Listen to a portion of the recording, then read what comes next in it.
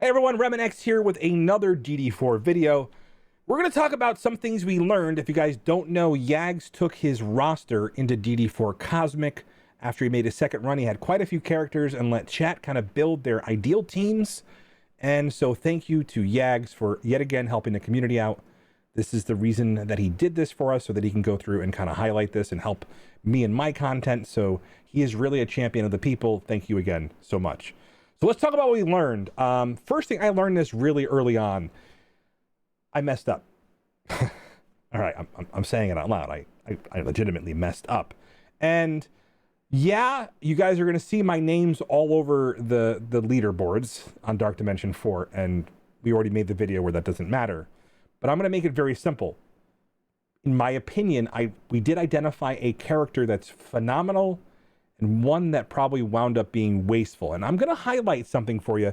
I'm going to share this because we got a member of the community who did some information for us, and I really want to celebrate them because they really helped us understand something that I don't think a lot of people really understood. And we're going to show some mechanic information for you.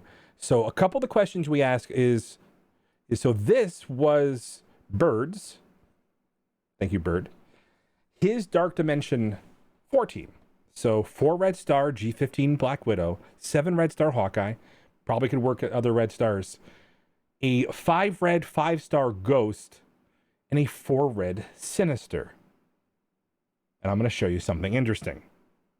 So with a less invested team and no bio characters, he was able to accomplish this. Darn. Pretty impressive. So, we're going to talk about something that I think is probably near and dear to my heart, is going to be how to make sure you guys really spend less time in Dark Dimension 4 and plan. So this is information I can't provide. Thank you so much for sharing this with us. You did an awesome job that is literally amazing. So that means that we're talking about, should I promote Sinister? Well, the answer is you don't need to.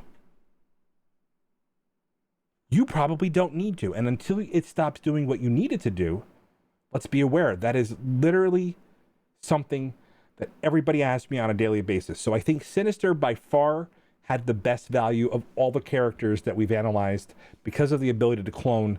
And so what he was doing was he was getting energy generation, and at the end of that match, he said that there wasn't a turn where characters weren't blind, weren't stunned, and it was 100% control with that team.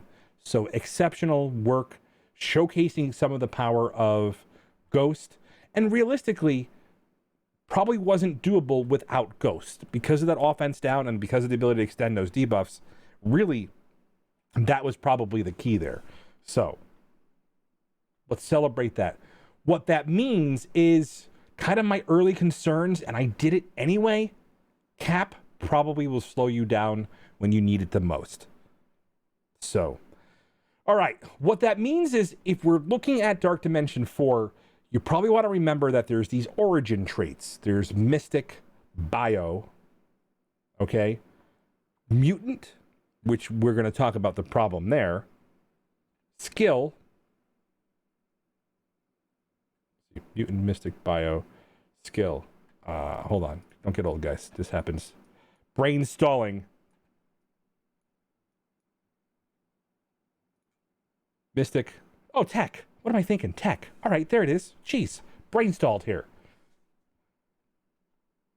These are going to be competing for your resources as you go through Dark Dimension 4. So it's going to be a little bit roster dependent. One of the problems we have is the ideal team through Cosmic probably isn't something that you're going to be able to build easily. It's going to be competing resources. Hela is amazing, but Hela is also one of the most expensive characters in Dark Dimension 4. At 90 of your Mystic characters, you're probably going to be behind unless you are really gear up the right characters early on. So remember, she is going to be a little bit of a hefty sum. So Vrondius has updated the sheet. We're probably going to do a collaboration with Wolverthor, where we're going to go over how to utilize the sheet and the information on there to do a schedule to figure out how long it takes for you to actually build your roster and how long it'll take to add your characters to Dark Dimension 4. How long to get Doom.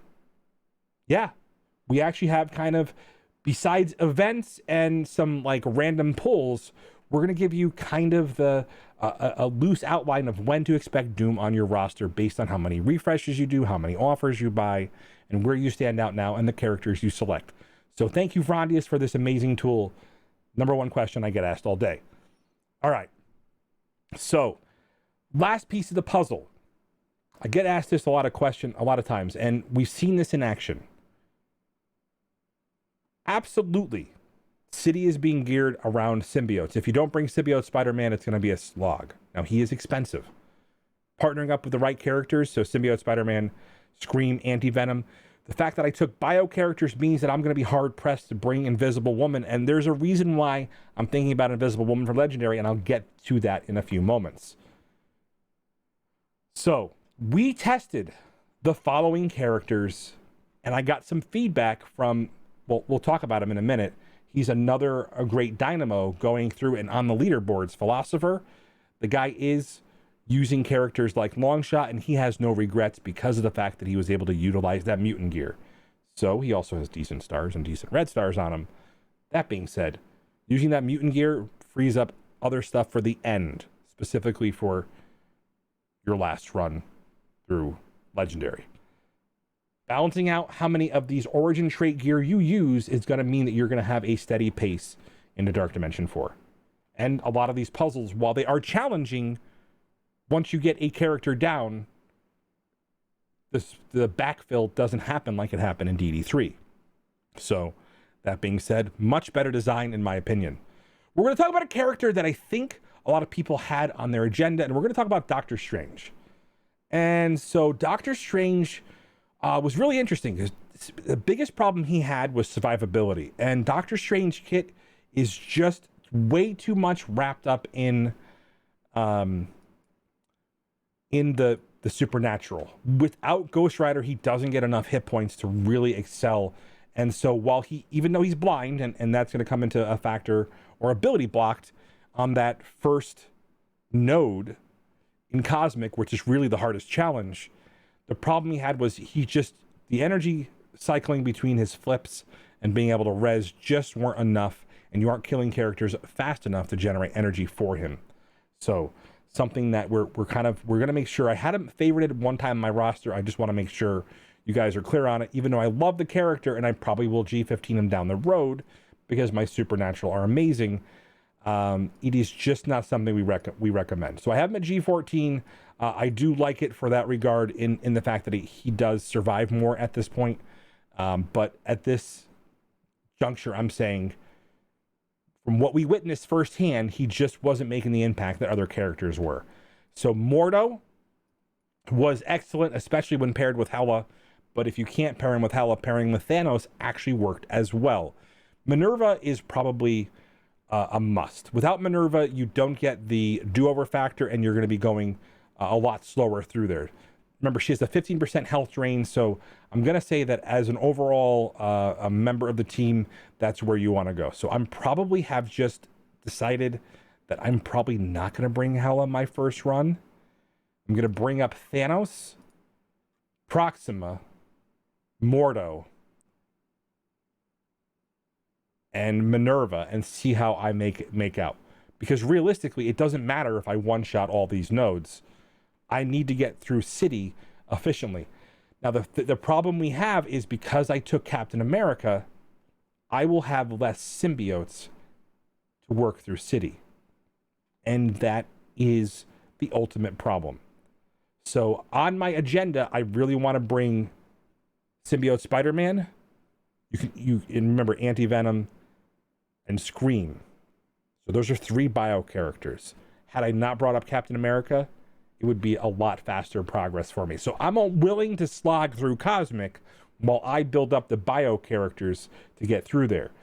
And this is the thing. Not everybody's team should look like mine. It should be representative of the power on your roster. It is probably likely that a 6 red Thanos will be necessary because we watched a 7 red Thanos be able to pull this off and then have some difficulty through the later nodes. But that's why we have promotion credits. There are going to be some characters that are especially designed to taunt for long periods of time that you may want to consider. So for now, leave him at 5. If you have him at 5, I recommend bringing him to 5. Potentially 6. We'll be able to see that through my roster. I may be promoting characters based on what I need to do. And by the way, if you guys watch my last video on Doom, you will see the power that a larger Thanos can do if you're utilizing him in that regard. Anyway, guys, so just to recap, Captain America, in my opinion, was a mistake. I cost myself bio and progress and probably a lot of time through City. Bringing up mutants, if you have the opportunity to, like Longshot here, instead of another character. The problem is I unfortunately need the Proxima Thanos combo and Minerva to probably make it happen, but Longshot did well. Something to also consider is we don't know. We're theorizing that a legendary character will pop up the end of January. Potentially, well, we'll see. The legendary character is a long way off. It's a mutant character. It is when the majority of folks will start looking at Dark Dimension 4 to start and potentially go through the legendary category. So we're quite a few months off from that. So mixing and matching, building your roster, balancing around that tool is exceptional. I wish I took some of the advice, but remember, I do things so you don't have to, and I made a few mistakes.